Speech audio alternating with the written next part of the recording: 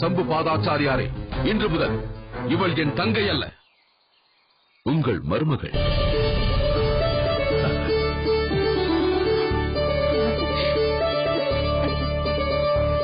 அவன் கொண்டு செல்லும் பொண்ணுக்கு எத்தனை குதிரைகளை வாங்குகிறான், எப்படிப்பட்ட குதிரைகளை வாங்குகிறான் என்று பார்த்து விடுகிறேன்.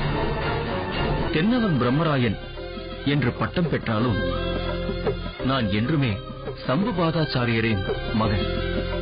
உன் நண்பன் வாதவூரன் தான்.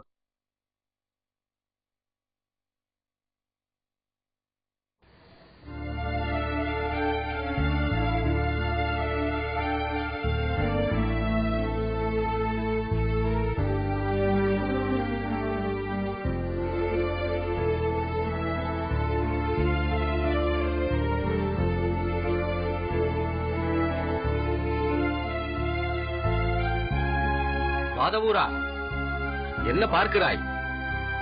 நாம் இருவரும் வாதவூரில் உள்ள மண்டபத்தில் வெகு நேரம் பேசிக் கொண்டிருந்து விட்டு சில நேரங்களில் அங்கேயே படுத்து உறங்கி விடுவோம் அல்லவா? அப்படி நினைத்து இங்கேயே உறங்கு. பஞ்சனை மெத்தையில் படுத்துறங்கிய உனக்கு இப்போது இங்கே படுத்தால் உறக்கம் வராதோ? மனதில் எந்த குழப்பமும் இல்லாமல் இருந்தால் எங்கே படுத்தாலும் உறக்கம் வரும்.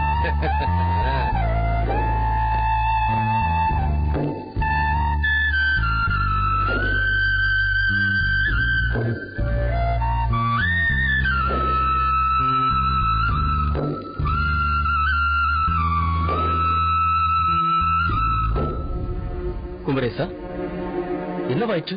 பசிக்கிறதே. பார்த்தாயா, இதற்குத்தான் விடுதிக்கு செல்லலாம் என்று சொன்னேன். அங்கே நம்மை கண்டதும் அருமையான உணவு தயாரித்திருப்பார்கள். போகலாமா?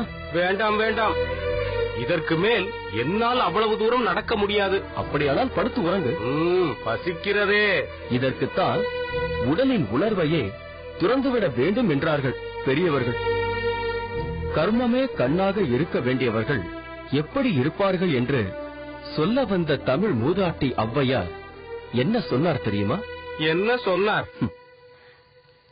மெய்வருத்தம் பாரார், பசி நோக்கார், கண் துஞ்சார் என்று சொன்னார். அதற்கு என்ன பொருள் தெரியுமா? ஒரு வேலையில் ஈடுபட்டு அதை செய்தே தீர வேண்டும் என்று உறுதியோடு இருப்பவர்கள் மெய்வருத்தம் பாரார். உடம்பின் வலியை பார்க்க மாட்டார்கள். கண் துஞ்சார், தூங்க வேண்டும் என்று நினைக்க மாட்டார்கள் என்றார். இரண்டுக்கும் இடையில் ஒன்று சொன்னாரே, அதுதான் முக்கியமானது. பசி நோக்கார். பசியை பற்றியே அவர்கள் பேச மாட்டார்கள். அத்துடன் போதும் வாதவூரா, போதும். இனி நான் பசியை பற்றி பேசவே மாட்டேன். வாதவூரா, இங்கிருந்து விடுவதற்குள்ளாகவே எழுந்து புறப்பட்டு விட வேண்டும். இல்லாவிட்டால் நாட்டின் பிரதான அமைச்சர் இங்கு மண்டபத்தில் வந்து படுத்திருக்கிறாரே என்று தெரிந்துவிட்டால் மக்கள் கூட்டம் கூடி விடுவார்கள். அதனால் என்ன செய்ய வேண்டும் என்கிறாய்? கட்டையை கீழே போடு. அடடா, எவ்வளவு பெரிய தத்துவத்தை எத்தனை எளிதாக சொல்லிவிட்டாய். என்ன சொன்னேன்? கட்டையை கீழே போடு என்றாயே. இந்த உடம்பை பற்றி சொன்ன மகான்கள் இது பிரம்மதேவன் தைத்த சட்டை, தர்மராஜன் வெட்டும் கட்டை என்றுதானே சொன்னார்கள். அதை நீ அருமையாக சொல்லிவிட்டாயே. தெரியாமல் சொல்லிவிட்டேன். படுத்து உறங்கு.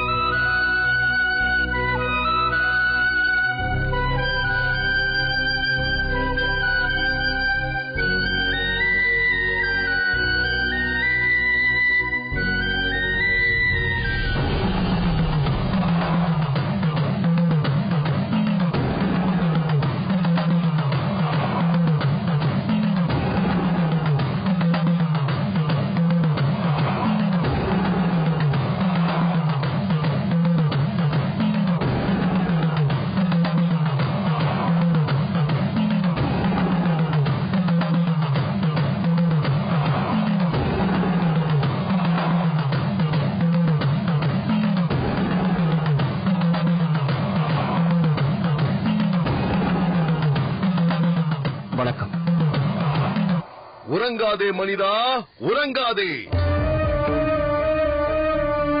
விழித்திருக்க வேண்டிய நேரத்தில் நீ உறங்கிவிட்டால் பின் காலமெல்லாம் நீ விழித்திருந்தாலும் பலனில்லாமல் போய்விடும். நீ விழித்திருந்தால் தானே உன் கண்கள் காண வேண்டியதை சரியான நேரத்தில் காண முடியும். விழித்திரு.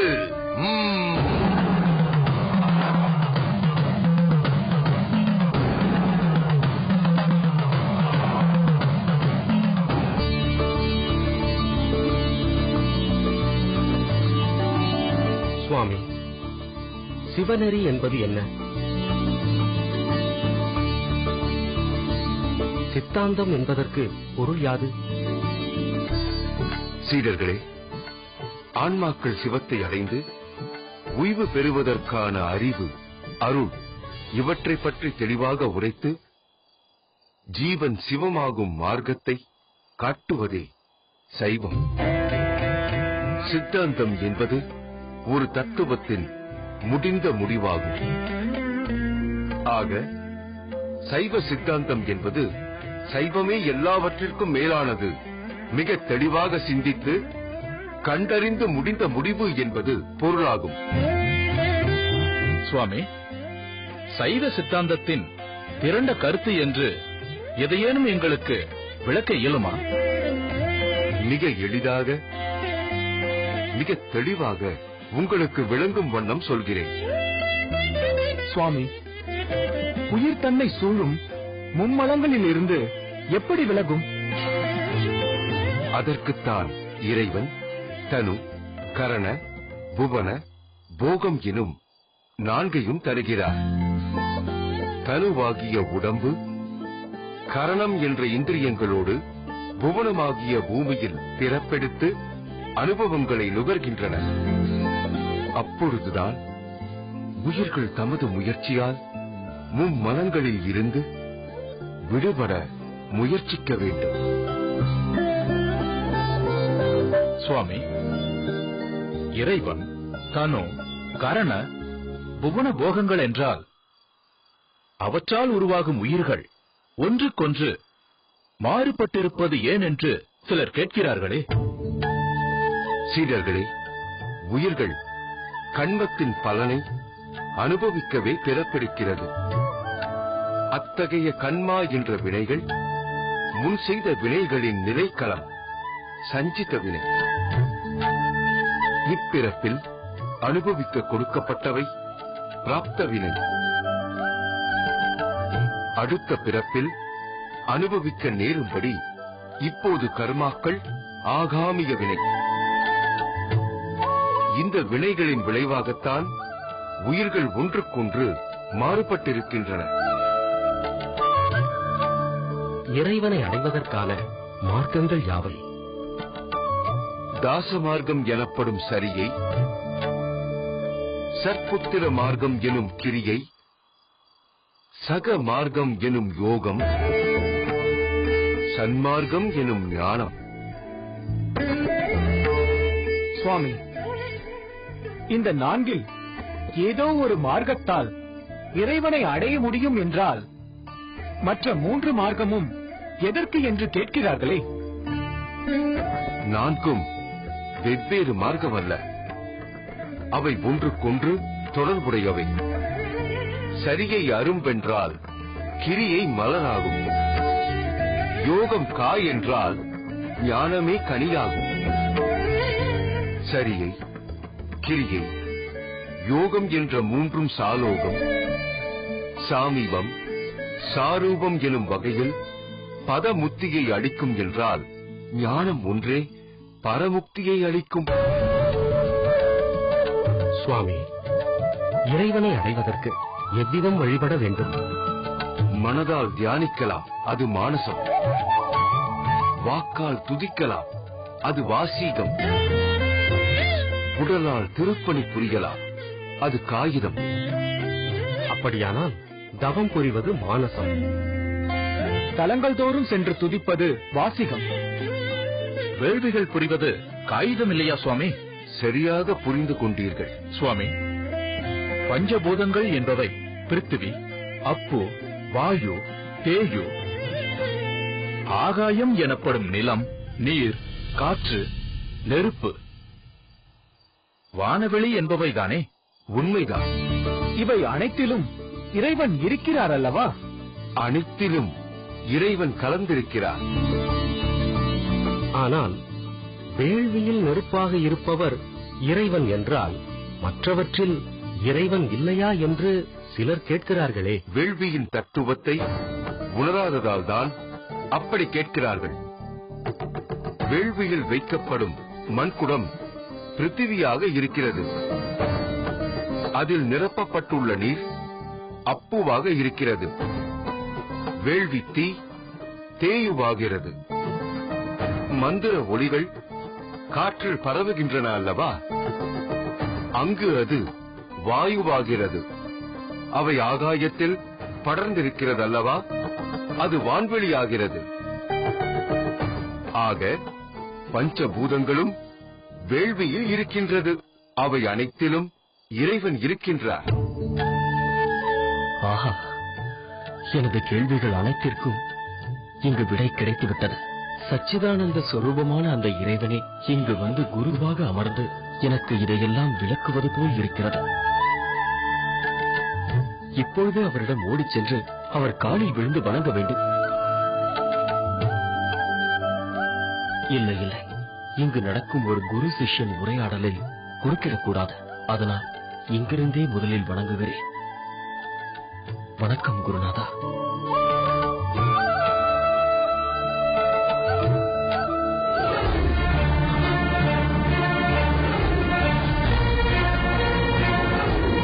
குருதேவா, குருதேவா, எங்கு சென்றீர்கள்? என்னையும் தங்கள் சீடனாக ஏற்றுக்கொள்ள மாட்டீர்களா குருதேவா? குருதேவா,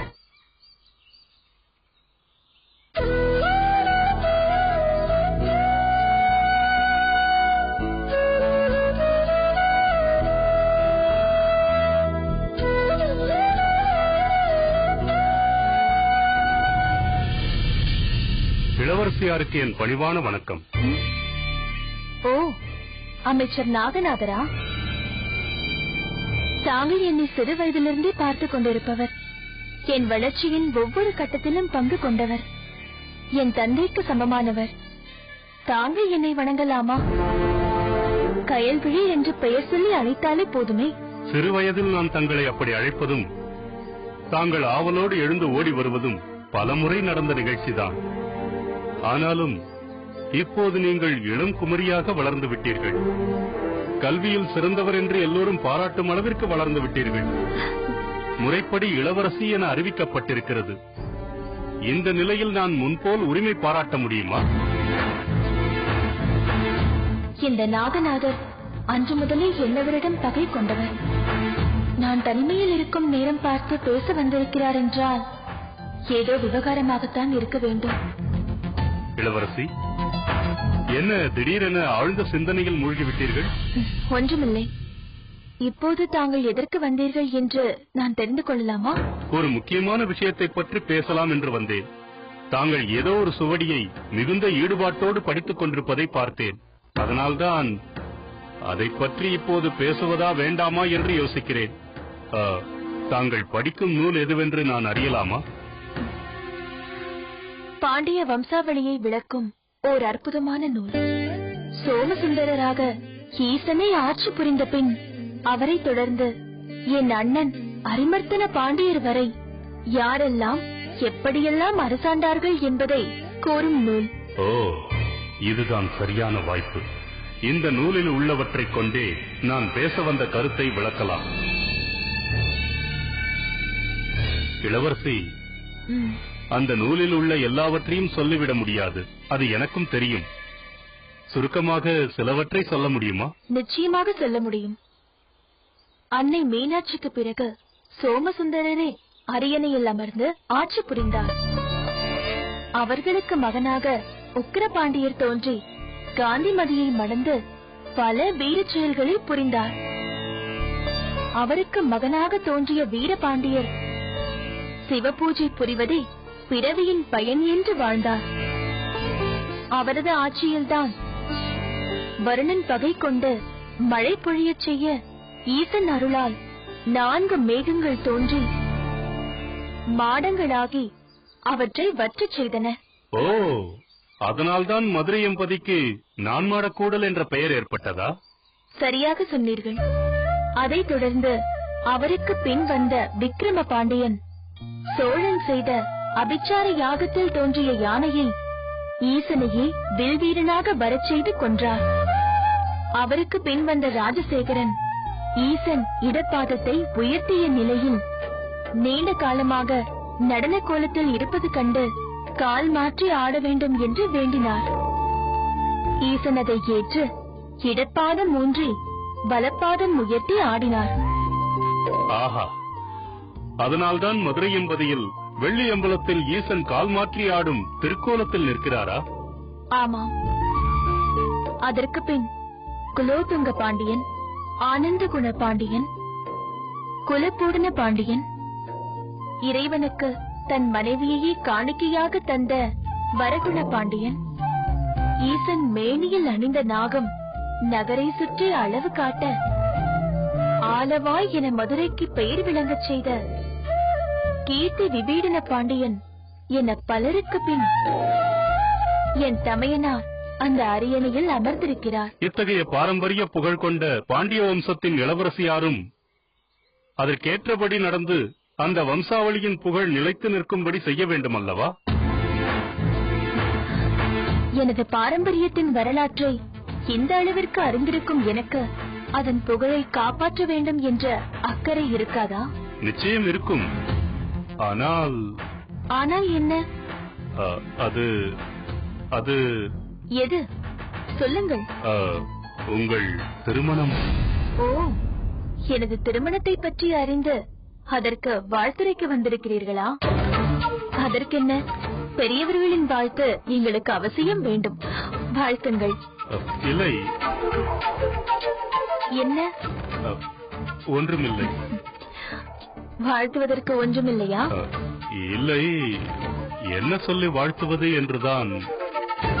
வழக்கமாக திருமணம் செய்து கொள்ளும் பெண்ணை பெரியவர்கள் தீர்க்க சுமங்கலி பவ என்று வாழ்த்துவார்கள். அப்படி வாழ்த்துவதன் மூலம் அவள் கணவன் நீண்ட ஆயுளோடு வாழ வேண்டும் என்று அவனையும் வாழ்த்துகிறார்கள். தாங்களும் அவ்விதமே வாழ்த்தலாமே? வாழ்த்தலாம்.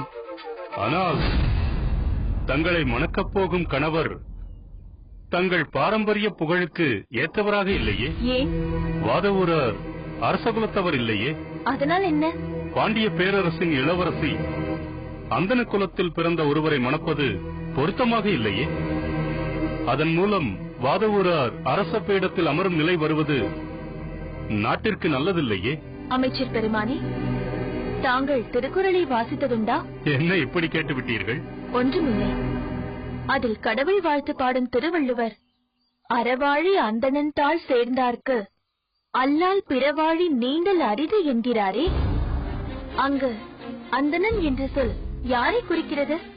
ஒவ்வொருவரும் அவரவர் சமய உணர்வுக்கேற்ப அதை எடுத்துக் கொள்கிறார்கள். சைவர்கள் சிவனென்றே கருதுகிறார்கள். அப்படியானால் சிவபெருமான் அந்தணர் ஆகிறார் இல்லையா?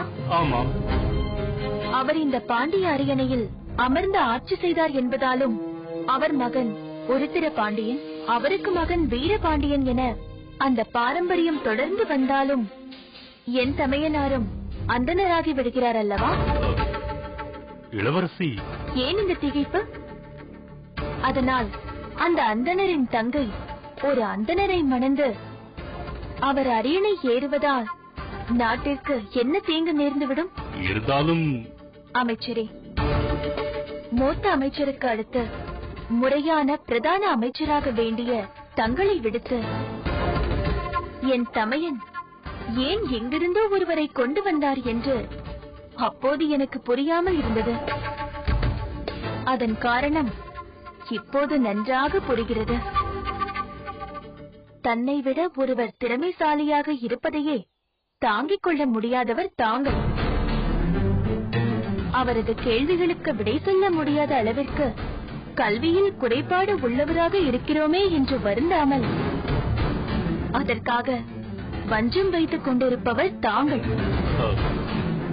அவருக்கு சிறப்பான வாழ்வு கிடைத்ததைக் கண்டு பொறாமைப்படுபவர் தாங்கள். இப்படிப்பட்ட ஒருவர் பிரதான அமைச்சரானால் அரசரை கவிழ்த்துவிட்டு அங்கு வந்து எப்படி அமர்வது என்று யோசிப்பாரே தவிர நாட்டின் நலனுக்காக எப்படி பாடுபடுவார்? இல்லை இளவரசி, இல்லை. என்னை பற்றி அப்படியெல்லாம் நினைக்காதீர்கள். வேறு எப்படி நினைக்க சொல்கிறீர்கள்? என்னை சிறு வயதிலிருந்து அறிந்தவர், அன்று என்னால் மதிக்கப்பட்டவர் என்பதால் தான் நான் உங்களை இப்போது ஏதும் சொல்லாமல் இருக்கிறேன். இல்லையே என்னவரை அவமதித்த குற்றத்திற்காக உங்களை சிறைக்கு அனுப்பும்படி அரசரிடம் சொல்லி இருப்பேன். மேலும் ஏதாவது பேசி அப்படி ஒரு நிலைமையை ஏற்படுத்திக் கொள்ளாமல் திரும்பி சென்று விடுங்கள்.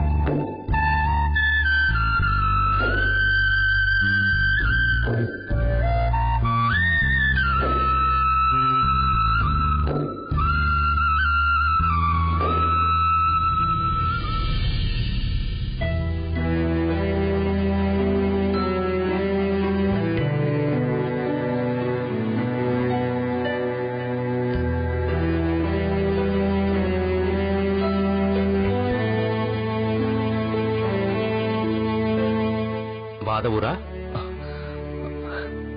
வா குமரேசா. உன்னை காணவில்லை என்று எங்கெல்லாம் தேடித் திரிந்தேன் தெரியுமா? ஆமாம், நீ எப்போது மண்டபத்தில் இருந்து எழுந்து வந்தாய்? எங்கு சென்றாய்? உன்னை பார்த்தால் இரவெல்லாம் கண்ணுறங்கவே இல்லை போலிருக்கிறதே. உண்மைதான் குமரேசா. எனது பசிக்க உணவு கிடைத்துவிட்ட மகிழ்ச்சியில் உறங்கவே தோன்றவில்லை. அட பாதகா, பக்கத்திலேயே ஒருத்தன் பசியோடு உறங்கிக் கொண்டிருந்தேனே, என்னை எழுப்பி ஒரு வார்த்தை சொல்லியிருக்க கூடாதா? உணவு கிடைத்ததும் நண்பனை மறந்துவிட்டு இப்படி தனியாக சென்றிருக்கிறாயே, இது நியாயமா? இது தர்மமா? அட சாப்பாட்டு ராமா, நான் சொல்வதை முழுமையாக கேட்காமல் அதற்குள் ஏதேதோ பிதற்றுகிறாயே. நான் ஒன்றும் பிதற்றவில்லை. பசியின் மயக்கம் என்னை அப்படியெல்லாம் பேசச் செய்கிறது. நீ ஏதோ முழுமையாக சொல்ல வேண்டும் என்றாயே, அதை சொல்.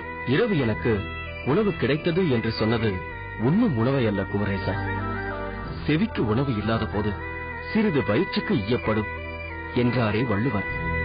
அந்த ஞான பசியை போக்கும் உணவை சொல்கிறேன். நான் இன்று வரை கேட்டுக்கொண்டிருந்த பல கேள்விகளுக்கு இங்கு விடை கிடைத்துவிட்டது. என்ன வாதவூரா, இப்போது நீ உளர ஆரம்பித்து விட்டாய்? இரவு நேரத்தில் எவர் வந்து உன் கேள்விகளுக்கெல்லாம் விடை சொல்லிக் கொண்டிருந்தார்?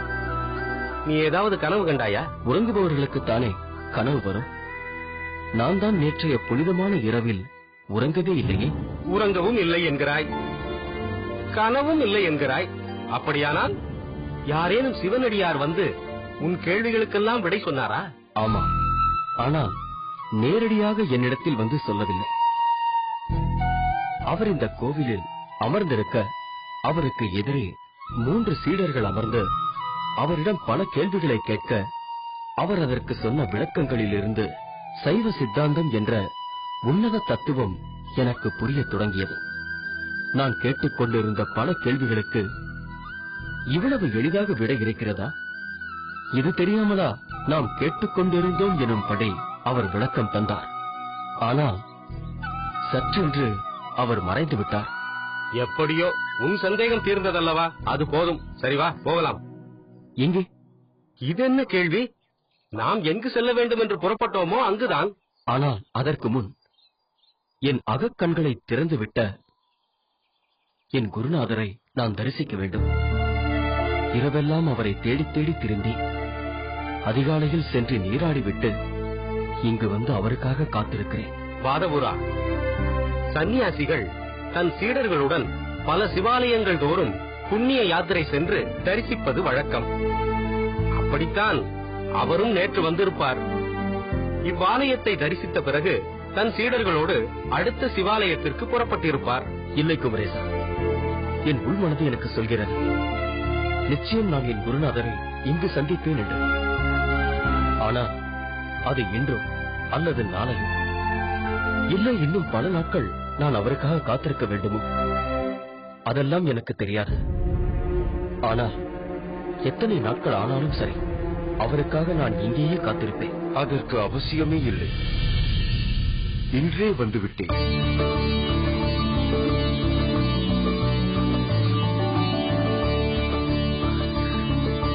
வணங்குகிறேன் குருதேவா.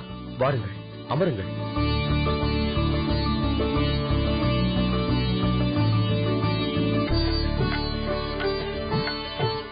குருநாதா, தங்களை மீண்டும் தரிசிக்கும் பாக்கியம் எனக்கு கிடைத்து விட்டதா? கன்றுக்கு பசி எடுக்கும் போது தாய் பசு அதை உணர்ந்து குரல் கொடுக்கும் என்பார்களே, அப்படி என் பொருட்டு இங்கு நீங்கள் எழுந்தருளினீர்களா? சரியாக புரிந்து கொண்டாய் வாதவூரா. காரணம் இல்லாமல் காரியமில்லை. எப்பொழுது எவருக்கு எது உணர்த்தப்பட வேண்டுமோ அப்பொழுதுதான் அதை உணர்த்த முடியும். அதற்குரியவர் நிச்சயமாக அந்த இடத்திற்கு வந்து விடுவார். ஆஹா, எனக்காகவே தாங்கள் வந்தீர்கள் என்பதை இப்போது நான் புரிந்து கொண்டேன். மழை மேகத்தை எதிர்நோக்கி காத்திருக்கும் மயில் போல நான் என் குருநாதர் வரவுக்காக காத்திருந்தேன். வாதவூரா, குரு என்பதன் பொருளை நீ அறிவாயா? கு என்றால் மும்மலங்களால் ஏற்படும் அறியாமை. ரு என்பது அதை நீக்குவது என்று பொருள். எனது அறியாமையை நீக்கி அருள் புரிய வந்த குரு அல்லவா தாங்கள்? அதனால் அல்லவா திருமணம் தீர்ந்து சிவனவன் ஆமே என்று குருவின் உருவம் குறித்து திருமூலர் பாடினார். பொருத்தமாகச் சொன்னார். குருவை நாடி காண்பதில் உனக்குள்ள ஈடுபாட்டை உணர்த்துவதற்காகவே இரவெல்லாம் உன் கண்ணில் படாமல் நான் இருந்தேன். என்றாவது ஒரு நாள் என் குருநாதரை காண்பேன் என்று நம்பிக்கையோடு நீ உரைத்ததை கேட்டு இன்றே வந்துவிட்டேன். சொல் வாதவூரா, சொல். நீ வேண்டுவது யாது? சுவாமி, இந்த உலக பந்தங்களில் இருந்து விலகி நின்று ஈசனுக்கு தொண்டு செய்யும் அடியவனாக நான் வாழ வேண்டும். அதற்கு தங்களிடம் தீட்சை பெற வேண்டும் என்று நான் வேண்டுகிறேன். வாதவூரா, தீட்சை பெற்றுவிட்டால் உலக வாழ்வில் ஏற்படும் பாச பந்தங்களுக்கு ஆட்படக்கூடாது. அது உன்னால் முடியுமா? சுவாமி, என்னால் முடியும் என்று எப்படி என்னால் சொல்ல முடியும்? அதற்குரிய ஆற்றலை தாங்கள் தரும் தீட்சைதான் அருள வேண்டும்.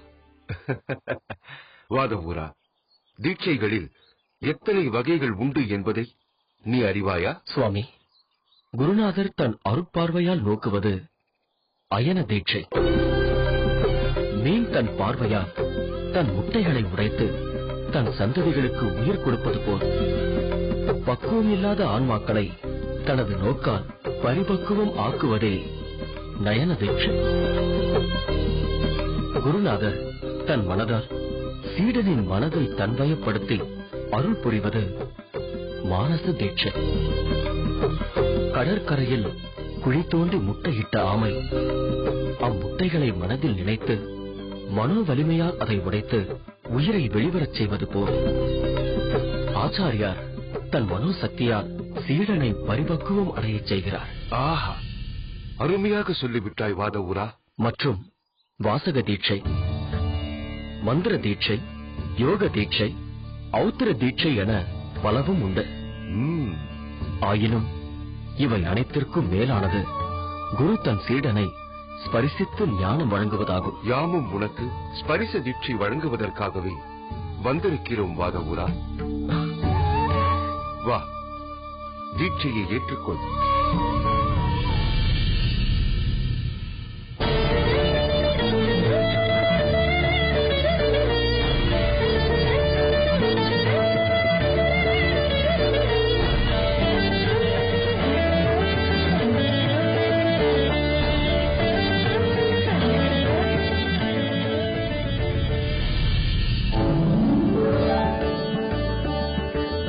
குருதேவா, எனது இந்த அனுபவத்தை எப்படி உரைப்பதென்றே எனக்கு தெரியவில்லை. தங்கள் திருவடி தீட்சையால் என்னை பற்றி இருந்த மும்மல தீமைகளையும் ஒரு கணத்தில் நீக்கிவிட்டீர்கள். இனி எனக்கு எந்த பந்தமும் இல்லை, எந்த சொந்தமும் இல்லை. இறைவனே எல்லாவற்றிலும் கலந்திருக்கிறார். இறைவனுக்குள் எல்லாமே கலந்திருக்கிறது என்ற உண்மையை உணர்த்திவிட்டீர்கள். நமசிவாய என்ற ஸ்தூப பஞ்சாட்சரம், சிவாய நம என்ற சூட்சம பஞ்சாட்சரம் ஆகியவற்றின் பொருளை நான் உணர்ந்து விட்டேன். ஞானத்தை கொண்டு பாசத்தை நீக்குவதே தீட்சை என்பதை தங்கள் சரண பாதங்கள் என் சிரத்தில் பதிந்த மறுகணமே உணர்ந்து விட்டேன். இனி நான் செய்ய வேண்டியது என்ன என்று ஆணையிடுங்கள் குருதேவா. வாதவூரா, நீ உணர்ந்ததை யாவரும் உணரும் வகையில் அரிய பாடல்களை பாடுவாயாக. பாடு வாதவூரா. நமச்சிவாய வாழ்க, நாதன் தாழ் வாழ்க.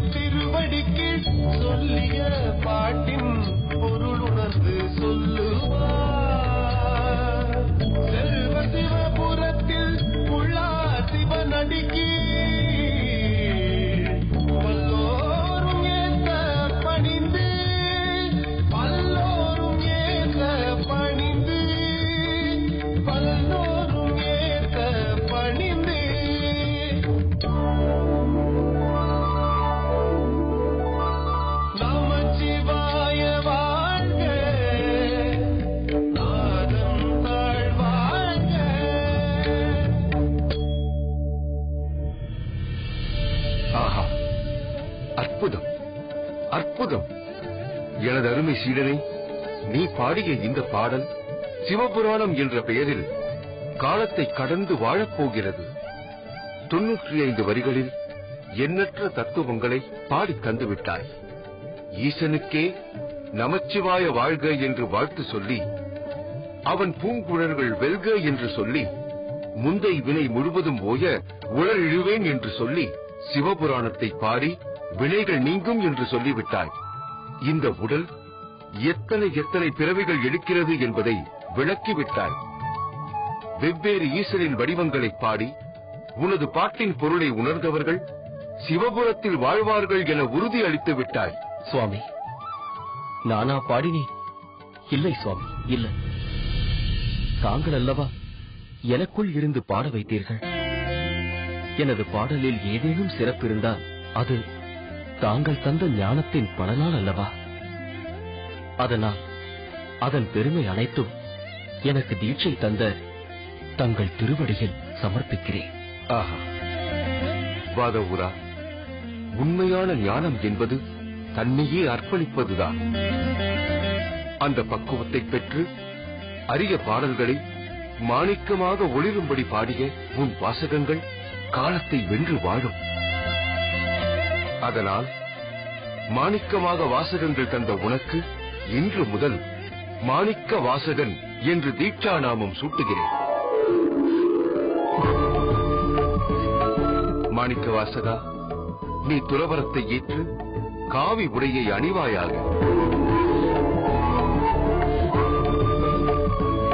உலகை துறந்த உனது நிலையை அனைவரும் உணரும்படி விளங்குவாயாக. குருநாதா, இந்த ஒரு நிலைக்காகத்தான் நான் இத்தனை நாட்கள் காத்திருந்தேன்.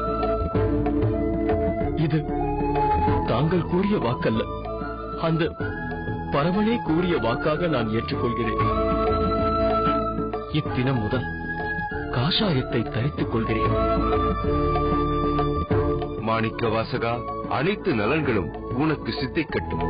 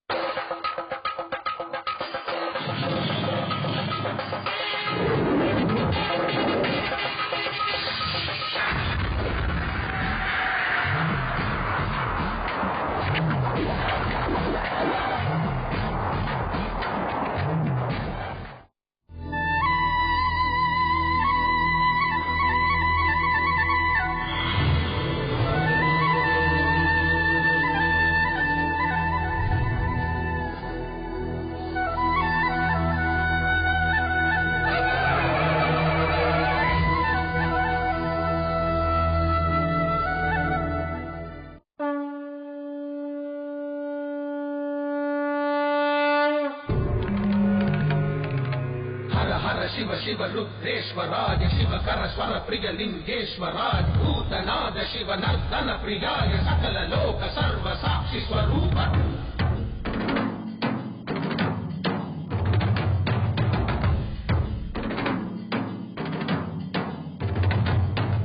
திங்கள் சூடிய நாதனே கங்கை நாடிய வேதனே அங்கை கூடிய பாகனே ஆக்கும் போதிலவன் பிரம்மனே காக்கும் போதிலவன் விஷ்ணுவே நீக்கும் போதிலவன் ருத்ரனே அகிலமே ஆடும் வண்ணம் சபைகளில் ஆடும் பாதம் உடலையில் ஆடல் செய்தது ஏனோ அமுதமே வேண்டும் என்று கடலையே கடைந்த போதில் அதில் வரும் நஞ்சையே ஏனோ சதுர்வேதம் பாடவே கவியாகும் போற்றவே எமை காக்க வந்த நீ புவியாகும் காப்பாய் நீ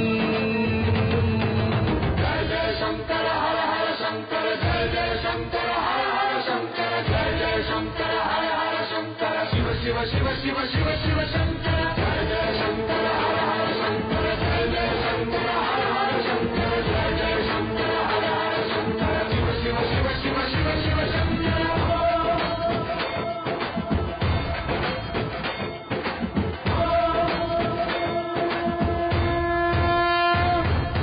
வேதகீதங்கள் யாவும் ஈசனை போற்றுதே எதிர்கோலங்கள் காட்டியாடும் நாதனை பாடுதே ஆரூரன் தந்த பாடல் அடியாரை போற்றுதே அதில் காணும் நாயன்மாரின் பக்தியை பாடுதே சம்பந்த தேவாரம் கேட்டு சாம்பல் பெண்ணானதே அப்பர்தம் தாண்டகம் கேட்டு நாகம் உயிர் தந்ததே அடநாடென்ன காடென்ன குலமென்ன பிரிவென்ன எல்லோரும் அடியார்களே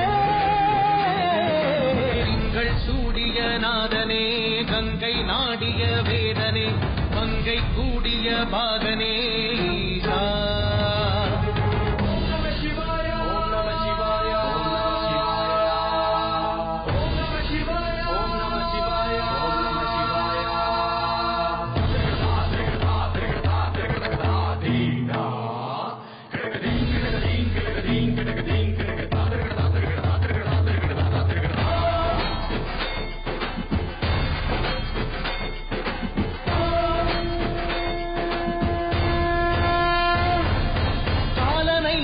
பாதம் வீதியில் சென்றதே காலமும் கடந்த தெய்வம் தூதனாய் நின்றதே அடியவர் உணவுக்காக பொதிசோறு சுமந்ததே அனைவரும் போற்றும் வண்ணம் அற்புதம் புரிந்ததே வேடந்த கண் தந்ததாலே புகழ்மேவினார் நந்தன் தந்தேகத்தை தந்தே சிவமாகினார் அருள் பெற்ற